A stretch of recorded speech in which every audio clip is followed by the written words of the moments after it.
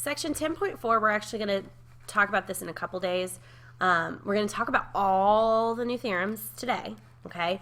But then we're going to kind of extend it out and do some more examples with it, a little throw in some Algebra 1 stuff, so just more practice. All right, now, so far we've talked about, obviously, circles involving certain kind of angles. Now, let's do a quick recap. What kind of angles have we talked about so far in a circle? We've talked about a central angle. Okay, and what do we know about a central angle? Central angle has the vertex of the angle is at the center of the circle. Okay. And its endpoints are going to be on the circle, Okay. or I shouldn't say endpoints, but it goes through the circle. Mm-hmm. And then we've also talked about an inscribed angle, Okay. where there we had a vertex that was on the circle, and its sides were secants of a circle. Or chords, either way. Or, yeah, they were parts of chords. So they went through the Now, circle. what was true about a central angle and its measure? The central angle was exactly the same as the measure of its intercepted arc. Okay. Where an inscribed angle was half of the measure of its intercepted arc. Okay, I'm going to write this down. So central angle was exactly equal to its arc, intercepted arc. Right. And then the inscribed angle was equal to half of its arc. Now, I want to stress that the theorems we're going to learn today are all about different types of angles involving circles. And the thing about it is, the big thing is the location of its vertex. And notice how Ms. Hochgraby started that. All right, so I really want you, and I'm going to make a little note here, is really think about the location of the vertex. If you can remember that or know that, you'll be able to find these types of angles, okay? That location is going to kind of tell you, is it something involving, and it's always in relationship to the arc. Okay, so keep that in mind. All right, so let's look at this first one. And even before you read it, take a notice of the angles that are labeled down here. Notice where the location of each of those angles are located. The vertex is on the circle. Yeah. Okay, so let's read about it. It says, if a tangent, so this is the tangent line. Remember, tangents intersect a circle at one point. And a chord or secant. Now, remember, a chord is part of a secant, so this is the chord we're talking about. Intersect at a point that's on the circle. So again, forming, notice, two angles where the vertex is on the circle. Then the measure of each angle formed is 1/2 the measure of its intercepted arc. So the measure of each angle is 1/2 the measure of its intercepted arc. Which sounds just like an inscribed angle. It kind of does. Well, what does an inscribed angle and these angles have in common? They both have the vertex of the angle is on the circle. Okay, so I want to make a little note. Vertex is on the circle. So there are two angles that are formed by this tangent and chord, or tangent and secant. One of them's angle 1, okay? That would be 1/2 of what measure? Well, angle 1, I notice its intercepted arc is arc AB. Okay, so it would be 1/2 of that arc. All right? Now, the other angle, angle 2, is going to be also 1/2, but of what intercepted arc? Of arc. Now, that looks like that's the major arc, so I'm going to call that arc ACB. And notice how she's naming it. ACB, all right? The point that's on that arc is going to be in between the kind of the endpoints of that arc, or is going to kind of surround it. Yeah. Now, what's kind of cool about the two angles that are formed here? Well, I'm looking at them, and together they form that tangent line, that straight line. So those are a linear pair. Good. So if you know one, you can find the other, right? Yeah, definitely. Now, what about the two arcs that are created here, these two right here? Okay, well, those two arcs together make the entire circle. So it's really 360 degrees. And so it makes sense. Linear pair add up to 180. The two arcs add up to 360. That would be half of that. So kind of makes sense that that has this relationship, okay? Again, I want to stress that when the vertex is on, notice we've seen with this inscribed angle, it's half the arc, and even with this case, half that arc. So something to remember, okay? All right. Now, the next theorem, we've got an angle, or we've got several angles that are inside of the circle, and let's read about it first. It says if two chords, or again, we could talk about secants because their chords are part of a secant. Yeah. Intersect in the interior of a circle. So they're intersecting somewhere inside the circle. Now, I just want to draw attention to that. Does that mean that that's the center of the circle? Well, it could be, but that doesn't necessarily mean it has to be. It's just somewhere inside. Okay.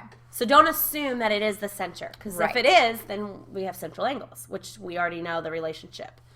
So this says, as long as they're somewhere in the interior of that circle, then the measure of each angle is 1/2 the sum of the measures of the arcs intercepted by the angle and its vertical angle. Okay, so this one's a little bit different.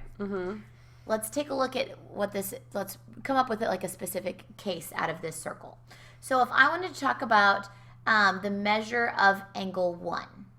Okay. So the measure of each angle it equals 1/2 of the sum of the measures of the arcs intercepted by that angle and its vertical angle. Okay, so what I'm thinking is angle 1 intercepts arc CD. Okay? So, but here's the deal. It's not just half of that. It says the half of the sum of that arc and the arc intercepted by the vertical angle. Now, the vertical angle of angle 1 is angle 3, so arc AB is its intercepted arc. So we're going to add the measure of arc AB to arc CD. Wonderful. Okay. Notice that this one we still have a half relationship. Okay. But when we're inside the circle, we really have two arcs that are associated. Because what do you know about angle 1 and angle 3, by the way? They're congruent. They're congruent because they're vertical angles. So the angles are the same. So there has to be a relationship with the two arcs together to be able to get that. And notice what you're really doing when you take half of a sum, you're averaging those arcs. I was going to say that makes sense. So you would want to average the two arcs that deal with those two angles. Right. So really that form right there will also find angle 3, right? Exactly. Now, I want to stress again, guys, that angle 1 and angle 3, yes, they're congruent, but that doesn't mean that they're congruent to those arcs. So angle 1 is not the same measure of arc CD because they're not central angles. That's a common mistake, okay? Yes. So you have to understand if the center or if the vertex is not the center, then you do have to average those arcs. What do you know about angle 2 and angle 4? Okay, angle 2 and angle 4's measures, if I can figure that out. Let's see. It would be 1/2 the sum of the arc AC and arc BD. Awesome. So let's make a little note. When the vertex is inside, we are going to, like, what are we basically doing? Well, when it's inside, we want to do the average, right? Yeah, we want to average the arc and its associated, its vertical angles arc. Okay.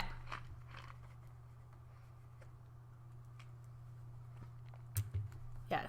Vertical angle arc. Just as a little. So again, half the sum. So again, like I think Ms. Hochgrave said it perfectly. The last one we were dealing with half still. This is still dealing half, but it's half the sum. The only time it's ever going to be equal to the arc is when? If it's a central angle. So just kind of keep that in mind. All right, now this next theorem actually has 3 parts to it. So when you start reading it, think about why, all right?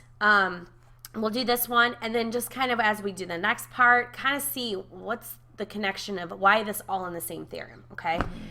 There's obviously differences. You'll see that as well. All right, so first thing I want you to notice, because I keep stressing this, is where is that vertex located? Here the vertex is located outside the circle. Okay, so I'm going to put vertex is outside. So the fact that it's not on the circle or inside probably means it has a different relationship. Okay, I'm just thinking ahead. It says here we have a tangent. All right, so tangent would be, again, something that intersects a circle at one point. And it intersects a secant. All right, notice it says secant, not a chord. All right, could we have a tangent intersect a chord? Yes, but it would have to be on the circle. Right. So this has to be a tangent and a secant, stressing that. And they intersect in the exterior. That's, again, the outside. Notice that vertex is outside. Then the measure of the angle formed, and notice there's only one angle formed this time. Right. Where the other 2 scenarios, there were 2 or more. That measure of the angle formed is 1/2 the difference of the measures of its intercepted arcs. Okay, so the measure of that angle formed, is like the measure of angle 1/2 the difference of the measures of its intercepted arcs. And I noticed that it's plural, intercepted arcs. And as I look at that picture, I noticed that I do have 2 arcs that are really intercepted by that angle. So we're going to, and here's the deal. If you have to find the difference of something, you need to actually be subtracting 2 things, okay? Right. So measure of angle 1 is 1/2 the difference of. Now, what arcs is angle 1 intercepting? Okay, I know I'm going to be subtracting, so I'm probably going to start with the larger one. Exactly. So arc CDB is that major arc that makes up a good chunk of that circle. And then arc CA would be the other arc that it's intercepting. So notice there's that half still, but this time we're subtracting them, okay? Okay. You're not averaging this time because the vertex is not inside. Since the vertex is outside, you're going to subtract those 2 arcs. Now, do those 2 arcs make a full circle? No, they don't. Notice we're cutting off this. Arc AB is not anything related to this directly. Okay, so something to kind of keep in mind. So, again, part 2 and 3, when we start looking at it, see if you can see kind of the connection here. All right, part 2, notice again, where is that vertex located? Outside. So that might be maybe why these are all in the same. Sounds like a good possibility. Okay. It says if 2 tangents. Ooh, what did we have on the last picture? A tangent is secant. So there we just have 2 tangents. So it's a little That's what's different. If they intersect in the exterior of a circle, so again at a point that's outside, like we said. Could 2 tangents intersect ever inside? No, they could not, because they never have any points that are inside the circle. Good deal. Okay. Then the measure of the angle formed is 1/2 the difference of the measures of the intercepted arcs. So notice that the relationship is exactly the same. What's different is just that instead of a secant and a tangent, I have 2 tangents. Okay. Okay? So let's go ahead and let's write this. To get the measure of angle 2, we know it's going to have to be 1/2 of the difference. And which arc do I want to start with? I'm going to do the larger one. So measure of arc PQR minus arc PR. Now, I'm noticing the 2 arcs that this angle 2 is intercepting actually put together makes a full circle. So that's something that might help you when you answer some questions. Okay, yes. So just like something if to they keep only in mind. gave you 1 arc, You could find you could find the other arc pretty easily because you know that together they're 360. Love it. Okay, so again, notice these 2 equations are identical. So when you have that point that's outside the circle, it looks like it's going to be 1/2 of that difference of those 2 intercepted arcs. Well, let's see if that holds true, because the other option we could have. Notice it says if 2 secants intersect, again, exterior of the circle. So again, where's the vertex? Vertex is outside. So the vertex is outside. All right. Now, if I'm thinking 1/2 maybe the difference, let's read about it. It says, then the measure of the angle formed is 1/2 the difference of the measures of the intercepted arcs. Okay, so there's that connection. The vertex is outside, 1/2 the difference. All right, I might even make a note. Vertex outside, 1/2 the difference. All right. Now, if I was doing that on this one, angle 3 is the one that's outside, again, formed by 2 secants. All right. It's 1/2 of what are the intercepted arcs in this one? We have arc, the measure of arc XY minus the measure of arc WZ. So again, this arc minus that arc. All right. So just to summarize, if you have a point that's in the center of the circle, or Okay. sorry, a vertex. The vertex. The vertex is the center of the circle. It's the central angle. It's exactly the same. Okay, so vertex is if it's the center, it is exactly the arc. Okay. Okay. If we said it's on the circle, then it's going to be 1/2 the arc. Okay. If it's inside the circle, but not necessarily the center, and even if it was, this still works. Yeah. But if it's inside the circle, it's going to be 1/2 the sum of the arc and vertical angle arc. Sum of the arcs. Okay. And then if it's outside, it's going to be 1/2 the difference of the arcs. So that's kind of a nice way just to sum it up. Depending on where it's located, tells you what formula you're going to need to use. So this would be a good thing to write down, hopefully. Yeah. You've done that. All right, let's put it to use. All right, so they tell us that line M is tangent to the circle. Which means it intersects it at one point, and that point is point R. And they say find the measure of arc RST. So R through S all the way to T. Now, what's nice about that is what have they already given us? They're giving you that angle right there is 102. That's the angle that's vertex is on the circle.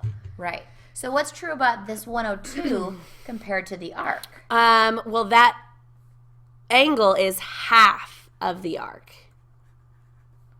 So arc RST. Now, one thing I'm noticing about the name of this arc is it has 3 letters. So that means it is either 180 degrees or more because it's either a semicircle or a major arc. Right.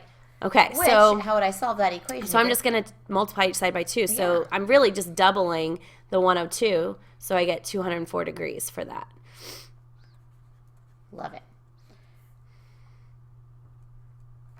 Okay. Again, think about where that vertex is located because all of these are kind of thrown together. It says BC, segment BC or line BC is tangent to the circle. Again, tangent. So that means it's intersecting at one spot, and that is the vertex of the angle that's marked as 3x. All right, it says find the measure of angle CBD. So CBD is given to you as 3x. So we don't know that. So what are we going to have to find? We're gonna have to find that angle measure. Figure out what 3x equals. Okay, but how are we going to, we have to find that angle measure, but how are we going to find that angle okay. measure? We're going to we know that 3x is half of its intercepted arc. So we're going to, hold on. We're going to have to find that x, right? Is that what we're trying to do? Gotcha, yes. Okay. I'm like, it almost seemed too easy. I'm like, surely that's not what you said. No, I just want to make sure to find angle CBD, what we're trying to do is find essentially what x is. Right. Okay, so this is more of kind of an equation you're solving. Right. All right, so the relationship that Miss Hochgraby is kind of getting to you, all right, she's jumping ahead, that's okay. So we need to figure out what's the relationship with this angle and its intercepted arc. And the fact that you said it's on, the vertex is on, what is the relationship between that? That angle, that 3x, is going to be equal to half the measure of its intercepted arc. So the measure of, now... They've labeled it as BAD. We may not need it. We may not. Right. Okay. We may need it or may not. We don't know if it's major or minor. It doesn't really look that way. We'll just put it there. But our picture's not always drawn to scale either. Exactly. So we'll okay. So we know that this is 3x, right? And so we're doing a half of the 4x plus 50. And I'll tell you, I'm going to go ahead and just distribute that half because that's a pretty easy one to do. So 3x equals 2x plus 25. So x is 25.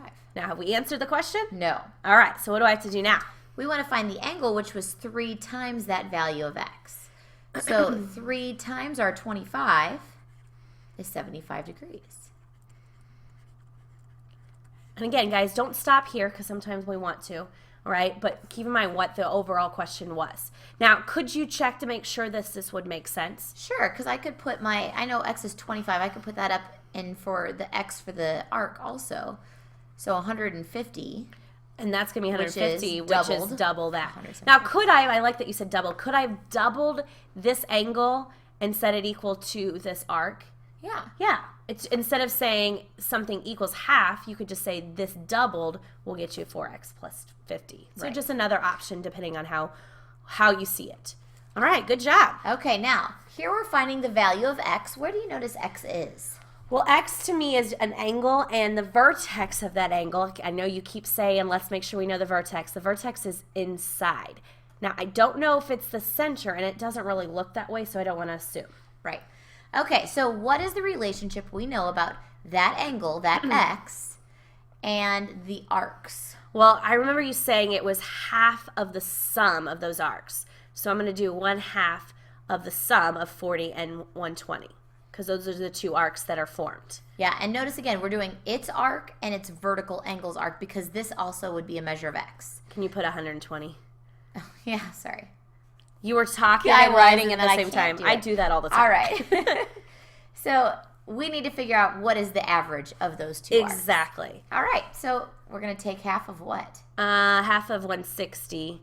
So that's 80 degrees. Now, something while she's writing that down, instead of taking half of something, could I just divide it by 2? Absolutely. So you could write it as 40 plus 120 all over 2. That might help some of you when you start doing some other solving pieces. Exactly. All right, so again, think about it when you're doing these problems, when you deal with angles and circles, what are we going to be thinking about? Where is the vertex located? Okay, so where is the vertex located for this angle? For this angle, it is outside the circle. Okay. And I do notice there are 2 tangents. And I remember there being another special relationship when we had 2 tangents, because we know that the 2 arcs that they're intercepting together make up the entire circle. Uh-huh. And I'm looking at this picture, and I'm seeing that they give me the 80 Uh-huh. already marked, Uh-huh. but they don't tell me anything about the larger arc. So the 80 degrees is just arc RS, right? Right. And so if we're wanting to find arc RTS, and let me write down kind of, again, the relationship here before we start doing this. Again, find the angle that's outside. You have to find the difference, half the difference, right? So if I set this up, angle RPS is equal to 1/2. Now, this would be arc RST measure minus arc RS. What's arc RS? That's 80. We know So that's 80. if you leave it like this, here's the issue. We have 2 unknowns. 2 unknowns. Now, we've done problems where we had 2 unknowns and we had to kind of set up and use like another equation. But is there a way to find RTS with the information given?